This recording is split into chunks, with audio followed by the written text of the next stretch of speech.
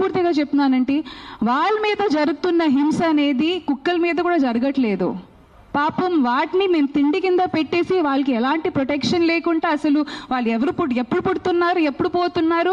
ఎందుకంటే మేము నాలుగుకి బాన్సాకాలు అయిపోయామండి. మా టేస్ట్ బడ్స్కి మేము స్లేవ్గా అయిపోయాం.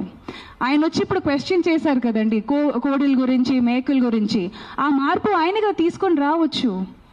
ఇక్కడ ఉన్న majority of animal activists vegetarian కానీ వీగన్ కానీ మారిపోయారు. కానీ నిజంగా ఆయనకి వచ్చి ఆ కోడిల మీద, ఆయనకే కాదు ఇక్కడ చాలా మంది ఇదే క్వశ్చన్ చేస్తూ ఉంటారు. మీకు వాటి మీద అంత ప్రేమ ఉంటే ఒకప్పుడు వీక్లీ వన్స్ చికెనో మటన్ తినేవాళ్ళం అండి.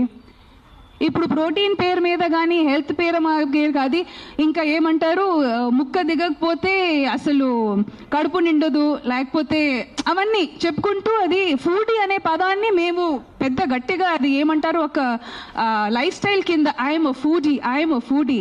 ప్రకృతి అనేది నేను చెప్తున్నానండి, కోడి మేకలు కుక్కలే కాదండి, చెట్టులకి కొత్తిమీర ఆకు కూడా ప్రాణం ఉంది.